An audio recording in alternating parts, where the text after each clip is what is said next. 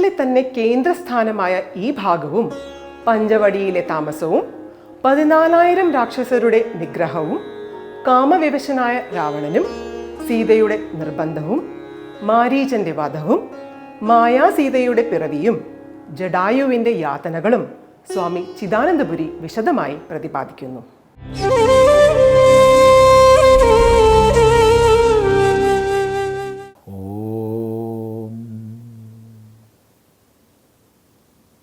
ഗുരുർബ്രഹ്മാ ഗുരുർവിഷ്ണു ഗുരുർദേവോ മഹേശ്വരഃ ഗുരു സാക്ഷാത് പരം ബ്രഹ്മ തസ്മൈ ശ്രീ ഗുരവേ നമഃ. ഓം സദാശിവസമാരംഭാം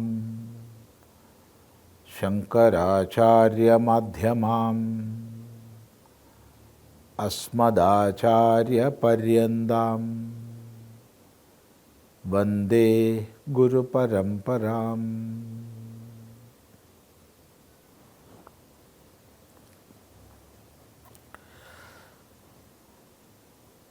പിന്നെയുമതു കേട്ടു രാഘവ സമീപേ പോയി ചെന്നു നിന്നപേക്ഷിച്ചാൾ ആശയാ പലതരം.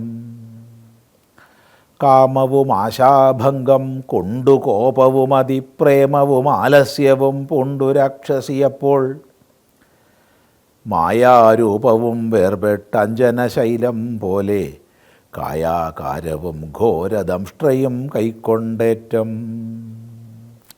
കമ്പമുൾക്കൊണ്ടു സീതാദേവിയോടടുത്തപ്പോൾ സംഭ്രമത്തോടു രാമൻ തടുത്തു നിർത്തുന്നേരം ബാലകൻ കണ്ടു ശീഘ്രം കുതിച്ചു ചാടിവന്നു വാളുറയൂരിക്കാതും മുലയും മൂക്കുമെല്ലാം ഛേദിച്ച നേരം അവൾ അലമുറയിട്ട നാദത്തെ കൊണ്ടു ലോകമൊക്കെ മറ്റൊലി കൊണ്ടു. ഇവിടെ ശൂർപ്പണഖയുടെ നാസികാച്ഛേദം പറയുന്ന ഭാഗമാണ്. വാൽമീകീയ രാമായണത്തിൽ ഇംഗിതജ്ഞനായ ലക്ഷ്മണൻ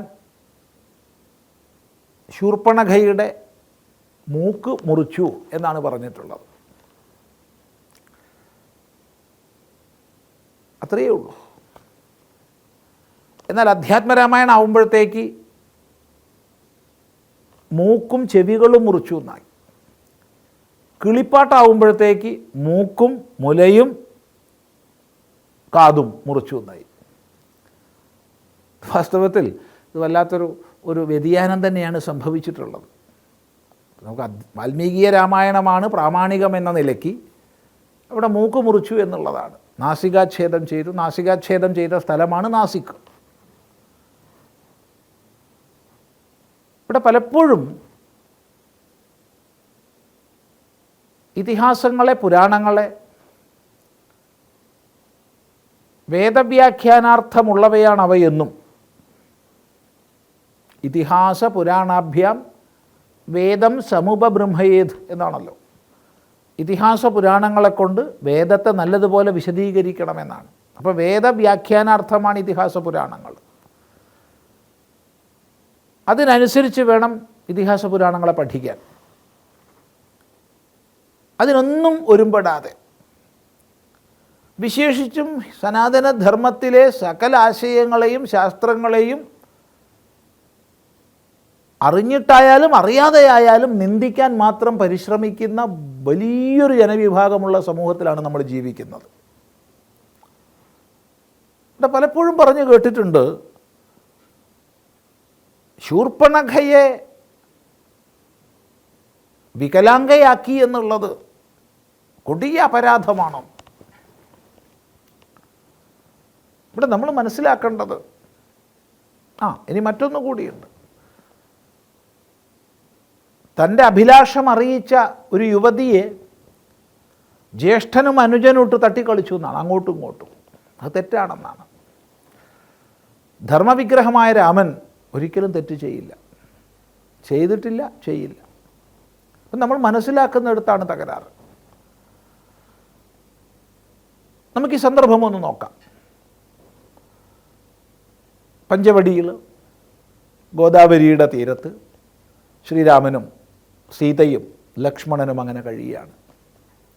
ആ കാലഘട്ടത്തിലാണ് രാവണ സഹോദരിയായ ഖരദൂഷണ ത്രിശിരസ്സുകളുടെ സഹോദരിയായ ശൂർപ്പണഖ അതിലെ സഞ്ചരിക്കുന്നത്. ഏകാന്ത വനപ്രദേശത്ത് അതിസുന്ദരന്മാരും സർവപൗരുഷ ലക്ഷണങ്ങൾ തികഞ്ഞവരുമായ രാമലക്ഷ്മണന്മാരെ കണ്ടപ്പോൾ ആ ശൂർപ്പണഖയിൽ കാമം അങ്കുരിച്ചു. കാമം അങ്കുരിച്ചതിൽ ഒരു തെറ്റ് നമുക്ക് പറയാൻ പറ്റില്ല. ഏകാന്ത ദേശത്ത് ഒരു സ്ത്രീയെ കണ്ടപ്പോൾ പുരുഷനെ കണ്ടപ്പോൾ സ്ത്രീക്കോ ഉള്ളിൽ കാമമുണ്ടായി എന്നുള്ളത് തെറ്റാണെന്ന് നമുക്ക് പറയാൻ പറ്റില്ല. അത് മാനുഷികമാണെന്നേ പറയാൻ പറ്റൂ. രാമനോട് പ്രേമാഭ്യർത്ഥന ചെയ്തു, അതിലും തെറ്റില്ല, നല്ലതാണ്. രാമൻ പറഞ്ഞു, എൻ്റെ കൂടെ സീതയുണ്ട്, ഇപ്പോൾ എൻ്റെ പത്നിയാണ് അവൾ. അതുകൊണ്ടൊരു പത്നിയുള്ള എനിക്ക് മറ്റൊരു സ്ത്രീയെ സ്വീകരിക്കുക ഇപ്പോൾ പ്രയാസകരമാണ്. അതെൻ്റെ അനുജനാണ് ലക്ഷ്മണൻ, ആരോഗ്യവാനാണ്, സുന്ദരനാണ്. നീ അവനോട് ചോദിക്കൂ. അതിൽ നമുക്ക് തെറ്റ് പറയാൻ പറ്റില്ല. കാരണം തൻ്റെ കൂടെ സീതയുണ്ട്, ഇനി മറ്റൊരു സ്ത്രീയെ താനിപ്പോൾ സ്വീകരിക്കുന്നില്ല. ലക്ഷ്മണനാകട്ടെ കൂടെ സ്ത്രീയില്ല. ലക്ഷ്മണനെങ്ങാണ്ട് താല്പര്യമുണ്ടെങ്കിൽ ആയിക്കോട്ടെ, അതിനെന്താ കുഴപ്പം? കാമ വിവശയായ ശൂർപ്പണഖ ലക്ഷ്മണനരികെ ചെന്നു. ലക്ഷ്മണൻ പറഞ്ഞു, ഞാൻ ജ്യേഷ്ഠനെ ശുശ്രൂഷിക്കുക എന്നുള്ള ഒറ്റ വ്രതമെടുത്തുകൊണ്ട് താമസിക്കുന്ന ദാസനാണ്. അങ്ങനെ ദാസനായിരിക്കുന്ന എനിക്കൊരു സ്ത്രീയെ സ്വീകരിക്കാൻ പറ്റില്ല. അതുകൊണ്ട് നീ രാമനോട് തന്നെ ചോദിച്ചോളൂ. കാരണം രാമൻ്റെ കൂടെ എന്തായാലും ഒരാളുണ്ടല്ലോ. ഈ ലക്ഷ്മണൻ പറഞ്ഞാൽ എന്താ തെറ്റുള്ളത്? ഒരു തെറ്റുമില്ല. വീണ്ടും രാമൻ അരികെ വന്നു. രാമൻ ആവർത്തിച്ചു. ഈ സമയത്താണ് തന്നെ പ്രാപിക്കുന്നതിന് തടസ്സമായിട്ടുള്ളത് സീതയാണ്. അതുകൊണ്ട് സീതയെ വകവരുത്തണം എന്നുള്ള ബുദ്ധി ശൂർപ്പണഖയിൽ ആവിർഭവിച്ചു.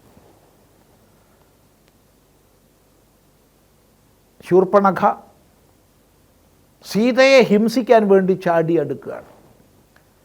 നഖങ്ങൾ വിടർത്തിക്കൊണ്ട്. ശൂർപ്പനഖ എന്ന് പറഞ്ഞാൽ തന്നെ ശൂർപ്പം പോലെ, മുറം പോലെ ഉള്ള നഖങ്ങളോട് കൂടിയവളാണ് ശൂർപ്പനഖ. ശൂർപ്പം മുറമാണ്. അപ്പം മുറം പോലുള്ള നഖങ്ങളോട് കൂടിയവളാണ്. സീതയെ വധിക്കാൻ വേണ്ടിയാണ് അടുക്കുന്നത്. ഇവിടെയാണ് ശൂർപ്പണഖയുടെ കാമം ധർമ്മവിരുദ്ധമാകുന്നത്. ഇതുവരെ ശൂർപ്പണഖയുടെ കാമം ധർമ്മവിരുദ്ധമാണെന്ന് നമുക്ക് പറയാൻ വയ്യ. കാരണം ഏകാന്തത്തിൽ ഒരു സുന്ദരിയെ കണ്ട് ഒരു പുരുഷനോ ഒരു സുന്ദരനെ കണ്ട് ഒരു സ്ത്രീക്കോ കാമം തോന്നിയാൽ അതിനെ നമുക്ക് എങ്ങനെ കുറ്റപ്പെടുത്താൻ പറ്റും? ഒരിക്കലും പറ്റില്ല. അങ്ങനെ കുറ്റപ്പെടുത്തുന്നവർ കണ്ടേക്കാൻ ലോകത്തിൽ. അവർ ആത്മവഞ്ചന ചെയ്യുന്നവരായിരിക്കും. അവരൊരിക്കലും തൻ്റെ സ്ഥിതിയെ മറച്ചു വെച്ചുകൊണ്ടായിരിക്കും പറയുക. മറിച്ച് തന്നെ പ്രാപിക്കാതിരിക്കാൻ കാരണം സീതയാണ് എന്ന ധാരണയോടുകൂടി സീതയെ വധിക്കാൻ ഒരുങ്ങുകയാണ്. ഇത് നോക്കി നിൽക്കാൻ രാമന് കഴിയില്ല. ഇത് നോക്കി നിൽക്കാൻ ലക്ഷ്മണന് കഴിയില്ല. ഉടനെ തന്നെ ലക്ഷ്മണൻ വാളെടുത്തു. ശൂർപ്പണഖയുടെ മൂക്കിൻ്റെ അഗ്രഭാഗം മുറിച്ചു എന്നാണ് വാൽമീകി രാമായണം പറയുന്നത്. അത് വ്യാസകൃതമായ അധ്യാത്മരാമായണം ആവുമ്പോഴത്തേക്ക് ചെവിയും മൂക്കും മുറിച്ചു എന്നായി. കിളിപ്പാട്ടിൽ മുലകൾ മുറിഞ്ഞു എന്നായി. എഴുത്തച്ഛൻ എന്താണ് അങ്ങനെ വർണ്ണിച്ചതെന്ന് അറിയില്ല. എന്തു തന്നെയായാലും തുടർന്നുള്ള വർണ്ണനകളൊക്കെ പഠിക്കുമ്പോൾ അങ്ങനെ മുല മുറിച്ചിട്ടില്ല എന്ന് നമുക്ക് മനസ്സിലാവും. കാരണം ശൂർപ്പണഖ അവിടെ നിന്ന് ഓടിപ്പോകുന്നുണ്ട്. രക്തമൊലിപ്പിച്ചുകൊണ്ടാണ് പോകുന്നത്. തുടർന്ന് ഖരദൂഷണ ത്രിശിരസ്സുകൾ രാമനുമായി വലിയ യുദ്ധത്തിലേർപ്പെടുന്നുണ്ട്. അവരെല്ലാം രാമനാൽ കൊല്ലപ്പെടുന്നുണ്ട്.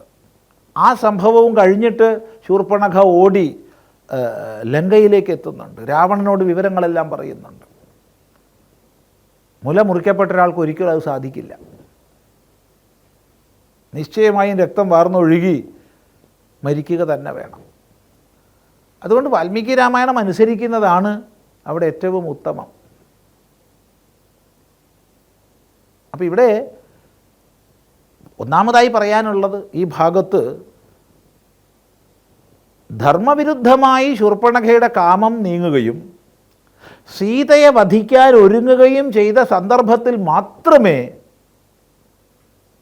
ശൂർപ്പണഖയെ അംഗച്ഛേദം ചെയ്യാൻ ലക്ഷ്മണൻ മുതിർന്നിട്ടുള്ളൂ. ഇതാണ് പ്രധാനപ്പെട്ട ഒരു ആശയം. രണ്ടാമത്തെ ആശയം, ശൂർപ്പണഖയുടെ കാമം വിരുദ്ധമായി തീർന്നപ്പോൾ ദുഃഖാനുഭവമുണ്ടായി.